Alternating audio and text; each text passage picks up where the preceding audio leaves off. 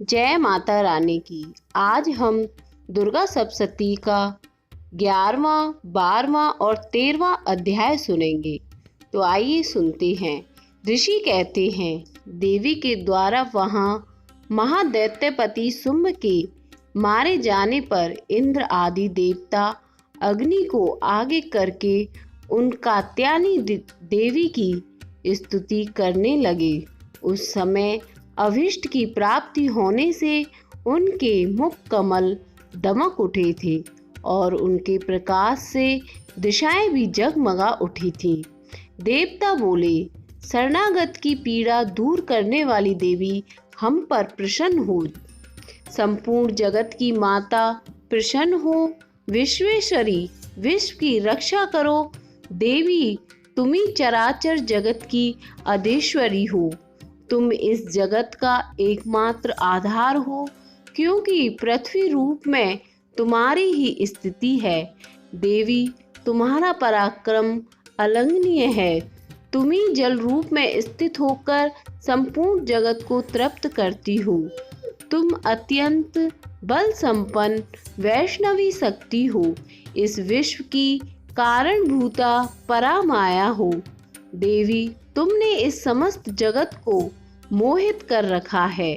तुम ही प्रसन्न होने पर इस पृथ्वी पर मोक्ष की प्राप्ति कराती हो।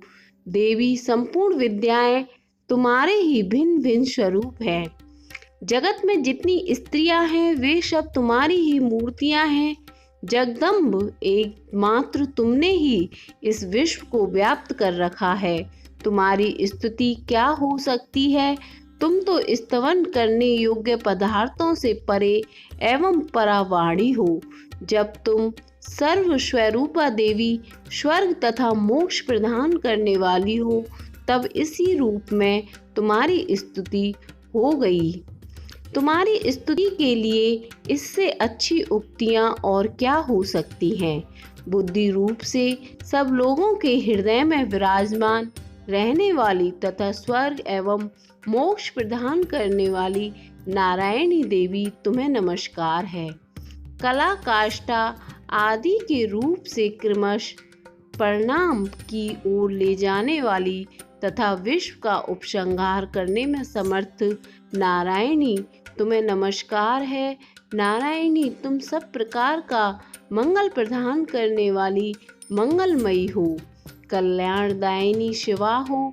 सब पुरुषार्थों को सिद्ध करने वाली शरणागत वत्सला, 3 नेत्रों वाली एवं गौरी, तुम्हें नमस्कार है। तुम सृष्टि, पालन और संहार की शक्तिभूता सनातन देवी, गुणों का आधार तथा सर्वगुणमयी हो। नारायणी, तुम्हें नमस्कार है। शरण में आए हुए दीनों एवं पीड़ितों की रक्षा में संलग्न रहने वाली तथा सबकी पीड़ा दूर करने वाली नारायणी, तुम्हें नमस्कार है। नारायणी, तुम ब्रह्माणी का रूप धारण करके हंसों से जुते हुए विमान पर बैठती हो तथा कुश मिश्रित जल छिड़कती रहती हो। तुम्हें नमस्कार है। माहेश्वरी रूप से त्रिशूल, चंद्रमा एवं सर्प को धारण करने वाली तथा महान वृषभ की पीठ पर बैठने वाली नारायणी देवी, तुम्हें नमस्कार है। मोरों और मुर्गों से घिरी रहने वाली तथा महाशक्ति धारण करने वाली कौमारी रूप धारणी निष्पापे नारायणी, तुम्हें नमस्कार है। शंकर, चक्र, गदा और सारंग धनुष रूप उत्तम आयुधों को धारण करने वाली वैष्णवी शक्ति रूपा नारायणी, तुम प्रसन्न हो। तुम्हें नमस्कार है। हाथ में भयानक महाचक्र लिए और दाढ़ों पर धरती को उठाए वाराही रूप धारणी कल्याणमयी नारायणी, तुम्हें नमस्कार है। भयंकर नरसिंह रूप से दैत्यों के वध के लिए उद्योग करने वाली त्रिभुवन की रक्षा में संलग्न रहने वाली नारायणी, तुम्हें नमस्कार है। मस्तक पर किरीट और हाथ में महावज्र धारण करने वाली सहस्त्र नेत्रों के कारण उद्दीप्त दिखाई देने वाली और वृत्रासुर के प्राणों का अपहरण करने वाली इंद्र शक्ति रूपा नारायणी देवी तुम्हें नमस्कार है। सिद्ध दूती रूप से दैत्यों की महती सेना का संहार करने वाली, भयंकर रूप धारण तथा विकट गर्जना करने वाली नारायणी तुम्हें नमस्कार है। लक्ष्मी, लज्जा, महाविद्या, श्रद्धा, पुष्टि, स्वधा, ध्रुवा, महारात्रि तथा महाअविद्या रूपा नारायणी तुम्हें नमस्कार है। मेधा, सरस्वती, वराभूति, बाभ्रवी, तामसी तथा ईशा तुम्हें नमस्कार है। सर्वस्वरूपा, सर्वेश्वरी तथा सब प्रकार की शक्तियों से संपन्न दिव्य रूपा दुर्गे देवी, सब भयों से हमारी रक्षा करो, तुम्हें नमस्कार है। कात्यायनी, यह 3 लोचनों से विभूषित तुम्हारा सौम्य मुख सब प्रकार के भयों से हमारी रक्षा करे, तुम्हें नमस्कार है। भद्रकाली, ज्वालाओं के कारण विकराल प्रतीत होने वाला, अत्यंत भयंकर और समस्त असुरों का संहार करने वाला तुम्हारा त्रिशूल वह से हमें बचाए, तुम्हें नमस्कार है। देवी, जो अपनी ध्वनि से संपूर्ण जगत को व्याप्त करके दैत्यों के तेज नष्ट किए देता है, वह तुम्हारा घंटा हम लोगों की पापों से उसी प्रकार रक्षा करे जैसे माता अपने पुत्रों की बुरे कर्मों से रक्षा करती है। चंडिके, तुम्हारे हाथों में सुशोभित खड़ग जो असुरों के रक्त और चर्बी से चर्चित है, हमारा मंगल करे, हम तुम्हें नमस्कार करते हैं। देवी, तुम प्रसन्न होने पर सब रोगों को नष्ट कर देती हो और कुपित होने पर मनोवांछित सभी कामनाओं का नाश कर देती है। जो लोग तुम्हारी शरण में जा चुके हैं उन पर विपत्ति तो आती ही नहीं। तुम्हारे शरण में गए हुए मनुष्य दूसरे को शरण देने वाले हो जाते हैं। तो देवी अंबिके, तुमने अपने स्वरूप को अनेक भागों में विभक्त करके नाना प्रकार के रूपों से जो इस समय इन धर्मद्रोही महादैत्यों का संहार किया है, वह सब दूसरी कौन कर सकती थी। विद्याओं में ज्ञान को प्रकाशित करने वाले शास्त्रों में तथा आदि वाक्यों वेदों में तुम्हारे सिवा और किसका वर्णन है, तथा तुमको छोड़कर दूसरी कौन ऐसी शक्ति है जो इस विश्व को अज्ञान में घोर अंधकार से परिपूर्ण ममता रूपी गढ़ में निरंतर भटका रही हो। जहाँ राक्षस, जहाँ भयंकर विश्व वाले सर्प, जहाँ शत्रु, जहाँ लुटेरों की सेना और जहाँ दावानल हो, वहाँ तथा समुद्र के बीच में भी साथ रहकर तुम विश्व की रक्षा करती हो। विश्वेश्वरी, तुम विश्व का पालन करती हो, विश्व रूपा हो, इसलिए संपूर्ण विश्व को धारण करती हो। तुम भगवान विश्वनाथ की वंदनीय हो। जो लोग भक्ति पूर्वक तुम्हारे सामने मस्तक झुकाते हैं, वे संपूर्ण विश्व को आश्रय देने वाले होते हैं। देवी, प्रसन्न हो। जैसे इस प्रकार असुरों का वध करके तुमने शीघ्र ही हमारी रक्षा की है, उसी प्रकार सदा हमारे शत्रुओं के भय से बचाओ। संपूर्ण जगत का पाप नष्ट कर दो और उत्पात एवं पापों के फल स्वरूप प्राप्त होने वाले महामारी आदि बड़े बड़े उपद्रवों को शीघ्र दूर करो। विश्व की पीड़ा दूर करने वाली देवी, हम तुम्हारे चरणों पर पड़े हुए हैं, हम पर प्रसन्न हो। त्रिलोक निवासियों की पूजनीय परमेश्वरी, सब लोगों को वरदान देवी बोली। देवताओं, मैं वर देने को तैयार हूँ। तुम्हारे मन में जिसकी इच्छा हो वह वर मांग लो। संसार के लिए उस उपकारक वर को मैं अवश्य दूंगी। देवता बोले, सर्वेश्वरी, तुम इसी प्रकार तीनों लोगों की समस्त बाधाओं को शांत करो और हमारे शत्रुओं का नाश करती रहो। देवी बोली, देवताओं, वे वस्तव मनवंतर के 28वें युग में शुंभ और निशुंभ नामक 2 अन्य महादैत्य उत्पन्न होंगे। तब मैं नंदगोप के घर में उनकी पत्नी यशोदा के गर्भ से अवतीर्ण हो विंध्याचल में जाकर रहूंगी और उक्त दोनों असुरों का नाश करूंगी। फिर अत्यंत भयंकर रूप से पृथ्वी पर अवतार ले मैं विप्रचित्ति नाम वाले दानवों का वध करूंगी। उन भयंकर महादैत्यों को भक्षण करते समय मेरे दांत अनार के फूल की भांति लाल हो जाएंगे।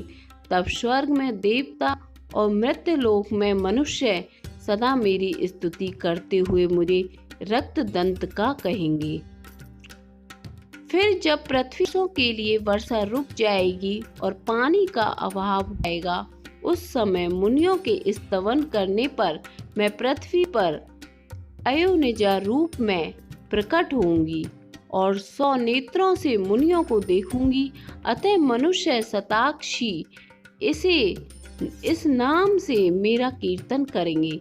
देवताओं, उस समय मैं अपने शरीर से उत्पन्न हुए शाकों द्वारा समस्त संसार का भरण पोषण करूंगी। जब तक वर्षा नहीं तब तक वे शाक की सबसे प्राणों की रक्षा करेंगे। ऐसा करने के कारण पृथ्वी पर शाकंभरी के नाम से मेरी ख्याति होगी। उसी अवतार में मैं दुर्गम नामक महादैत्य का वध भी करूंगी। इससे मेरा नाम दुर्गा देवी के रूप से प्रसिद्ध होगा। फिर मैं जब भीम रूप धारण करके मुनियों की रक्षा के लिए हिमालय पर रहने वाले राक्षसों का भक्षण करूंगी, उस समय सब मुनि भक्ति से नतमस्तक होकर मेरी स्तुति करेंगे। तब मेरा नाम भीमा देवी के रूप में विख्यात होगा।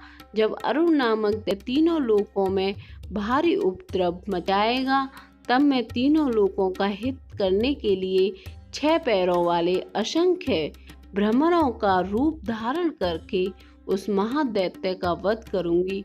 उस समय सब लोग भ्रामरी के नाम से चारों ओर मेरी स्तुति करेंगे। इस प्रकार जब जब संसार में दान विवादा उपस्थित होगी, तब तब अवतार लेकर मैं शत्रुओं का संहार करूंगी। देवी बोली, देवताओं, जो एकाग्रचित होकर प्रतिदिन इन स्तुतियों से देवी बोली, देवताओं, जो एकाग्रचित होकर प्रतिदिन इन स्तुतियों से मेरा स्तवन करेगा, उसकी सारी बाधा मैं निश्चय ही दूर कर दूंगी। जो मधुकेटभ का नाश, महिषासुर का वध तथा शुंभ निशुंभ के संहार के प्रसंग का पाठ करेंगे तथा अष्टमी, चतुर्दशी और नवमी को भी जो एकाग्रचित हो भक्ति पूर्वक मेरे उत्तम महात्म्य का श्रवण करेंगे, उन्हें कोई पाप नहीं छू सकेगा। उन पर पाप जनित आपत्तियां भी नहीं आएंगी। उनके घर में कभी दरिद्रता नहीं होगी तथा उनको कभी प्रेमी जनों के विछोह का कष्ट भी नहीं भोगना पड़ेगा। इतना ही नहीं, उन्हें शत्रु से, लुटेरों से, राक्षस से, राजा से, शस्त्र से, अग्नि से तथा जल की राशि से भी कभी भय नहीं होगा। इसलिए सबको एकाग्रचित होकर भक्ति पूर्वक मेरे इस महात्म्य को सदा पढ़ना और सुनना चाहिए। यह परम कल्याण कारक है। मेरा महात्म्य महामारी जनित समस्त उपद्रवों तथा आध्यात्मिक आदि तीनों प्रकार के उत्पातों को शांत करने वाला है। मेरे जिस मंदिर में प्रतिदिन विधि पूर्वक मेरे इस महात्म्य का पाठ किया जाता है, उस स्थान को मैं कभी नहीं छोड़ती। वहाँ सदा ही मेरा सन्निधान बना रहता है। बलिदान, पूजा, होम तथा महोत्सव के अवसरों पर मेरे इस चरित्र का पूरा पाठ और श्रवण करना चाहिए। ऐसा करने पर मनुष्य विधि को जानकर या बिना जाने भी मेरे लिए जो बलि, पूजा या होम आदि करेगा, उसे मैं बड़ी प्रसन्नता के साथ ग्रहण करूंगी। शरत काल में जो वार्षिकी महापूजा की जाती है, उस अवसर पर जो मेरे इस महात्म्य को भक्ति पूर्वक सुनेगा, वह मनुष्य मेरे प्रसाद से सब बाधाओं से मुक्त तथा धन धान्य एवं पुत्र से संपन्न होगा। इसमें तनिक भी संदेह नहीं है। मेरे इस महात्म्य, मेरे प्रादुर्भाव की सुंदर कथाएं तथा युद्ध में किए हुए मेरे पराक्रम सुनने से मनुष्य निर्भय हो जाता है। मेरे महात्म्य का श्रवण करने वाले पुरुषों के शत्रु नष्ट हो जाते हैं, उन्हें कल्याण की प्राप्ति होती है तथा उनका कुल आनंदित रहता है। सर्वत्र शांति, कर्म में बुरे स्वप्न दिखाई देने पर तथा ग्रह जनित भयंकर पीड़ा उपस्थित होने पर मेरा महात्म्य श्रवण करना चाहिए। इससे सब विघ्न तथा भयंकर ग्रह पीड़ाएं शांत हो जाती हैं और मनुष्य द्वारा देखा हुआ दुष्स्वप्न शुभ स्वप्न में परिवर्तित हो जाता है। बाल ग्रहों से आक्रांत हुए बालकों के लिए यह महात्म्य शांति कारक है तथा मनुष्य के संगठन में फूट होने पर यह अच्छी प्रकार से मित्रता करवाने वाला होता है। यह महात्म्य समस्त दुराचारियों के बल का नाश करने वाला है। इसके पाठ मात्र से राक्षसों, भूतों, पिशाचों का नाश हो जाता है। मेरा यह सब महात्म्य मेरे सामीप्य की प्राप्ति कराने वाला है। पशु, पुष्प, अर्घ्य, धूप, दीप, गंध आदि उत्तम सामग्रियों द्वारा पूजन करने से, ब्राह्मणों को भोजन कराने से, होम करने से, प्रतिदिन अभिषेक करने से, नाना प्रकार के अन्य भोगों का अर्पण करने से तथा दान देने आदि से 1 वर्ष तक जो मेरी आराधना की जाती है और उससे मुझे जितनी प्रसन्नता होती है उतनी प्रसन्नता मेरे इस उत्तम चरित्र का एक बार श्रवण करने मात्र से हो जाती है। यह महात्म्य श्रवण करने पर पापों को हर लेता है और आरोग्य प्रदान करता है। मेरे प्रादुर्भाव का कीर्तन समस्त भूतों से रक्षा करता है तथा मेरा युद्ध विषयक चरित्र दुष्ट दैत्यों का संहार करने वाला है। इसके श्रवण करने पर मनुष्य को शत्रु का भय नहीं रहता है। देवताओं, तुमने और ब्रह्म ऋषियों ने जो मेरी स्तुतियां की हैं तथा ब्रह्मा जी ने जो स्तुति की है वे सभी कल्याणमयी बुद्धि प्रदान करती हैं।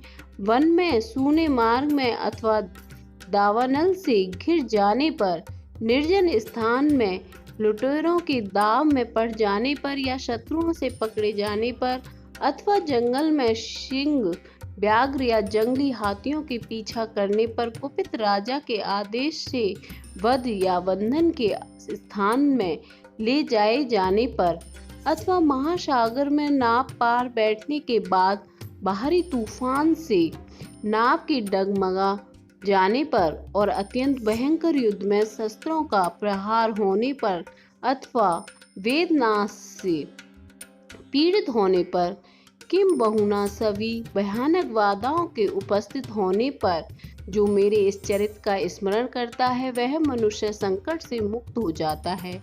मेरे प्रभाव से सिंह आदि हिंसक जंतु नष्ट हो जाते हैं तथा लुटेरे और शत्रु भी मेरे चरित्र का स्मरण करने वाले पुरुष से दूर ही भागते हैं। ऋषि कहते हैं, यूं कहकर प्रचंड पराक्रम वाली भगवती चंडिका सब देवताओं के देखते देखते वहीं अंतर्ध्यान हो गई। फिर समस्त देवता भी शत्रुओं के मारे जाने से निर्भय हो पहले की भांति यज्ञ भाग का उपभोग करते हुए अपने अधिकार का पालन करने लगे। संसार का विध्वंस करने वाले महाभयंकर अतुल पराक्रमी देव शत्रु शुंभ तथा महाबली निशुंभ के युद्ध में देवी द्वारा मारे जाने पर शेष दैत्य पाताल लोक में चले गए। राजन, इस प्रकार भगवती अंबिका देवी नित्य होती हुई भी पुनः पुनः प्रकट होकर जगत की रक्षा करती है। वे ही इस विश्व को मोहित करती, वे ही जगत को जन्म देती तथा वे ही प्रार्थना करने पर संतुष्ट हो विज्ञान एवं समृद्धि प्रदान करती हैं। राजन, महाप्रलय के समय महामारी का स्वरूप धारण करने वाली वे महाकाली ही इस समय समस्त ब्रह्मांड में व्याप्त है। वे ही समय समय पर महामारी होती है और वे ही स्वयं अजन्मा होती हुई भी सृष्टि के रूप में प्रकट होती हैं। वे सनातनी देवी ही समय अनुसार संपूर्ण भूतों की रक्षा करती हैं। मनुष्य के अभ्युदय के समय वे ही घर में लक्ष्मी के रूप में स्थित हो उन्नति प्रदान करती हैं और वे ही अभाव के समय दरिद्रता बनकर विनाश का कारण बनती हैं। पुष्प, धूप और गंध आदि से पूजन करके उनकी स्तुति करने पर वे धन, पुत्र, धार्मिक बुद्धि तथा उत्तम गति प्रदान करती हैं। ऋषि कहते हैं, राजन, इस प्रकार मैंने तुमसे देवी के उत्तम महात्म्य का वर्णन किया है जो इस जगत को धारण करती हैं। उन देवी का ऐसा ही प्रभाव है। वे ही विद्या उत्पन्न करती हैं। भगवान विष्णु की माया स्वरूपा उन भगवती के द्वारा ही तुम ये वैश्य तथा अनन्य विवेकी जन मोहित होते हैं, मोहित हुए हैं तथा आगे भी मोहित होंगे। महाराज, तुम उन्हीं परमेश्वरी की शरण में जाओ।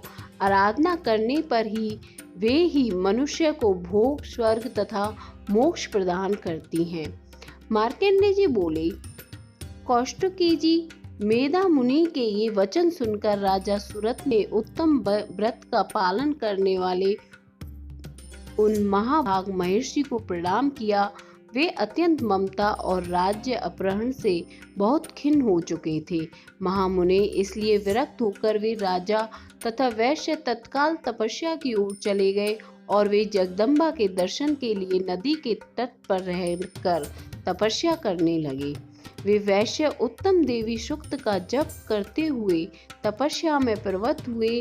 वे दोनों नदी के तट पर देवी की मिट्टी की मूर्ति बनाकर पुष्प, धूप और हवन आदि के द्वारा उनकी आराधना करने लगे। उन्होंने पहले तो आहार को धीरे धीरे कम किया, फिर बिल्कुल निराहार रहकर देवी में ही मन लगाए एकाग्रता पूर्वक उनका चिंतन आरंभ किया। वे दोनों अपने शरीर के रक्त से प्रोक्षित बलि देते हुए लगातार 3 वर्ष तक संयम पूर्वक आराधना करते रहे। इस पर प्रसन्न होकर जगत को धारण करने वाली चंडिका देवी ने प्रत्यक्ष दर्शन देकर कहा। देवी बोली, राजन तथा अपने कुल को आनंदित करने वाले वैश्य, तुम लोग जिस वस्तु की अभिलाषा रखते हो वह मुझसे मांगो, मैं संतुष्ट हूँ, अतः तुम्हें वह सब कुछ दूंगी। मार्कंडेय जी कहते हैं, तब राजा ने दूसरे जन्म में नष्ट न होने वाला राज्य मांगा तथा इस जन्म में भी शत्रुओं की सेना को बलपूर्वक नष्ट करके पुनः अपना राज्य प्राप्त कर लेने का वरदान मांगा।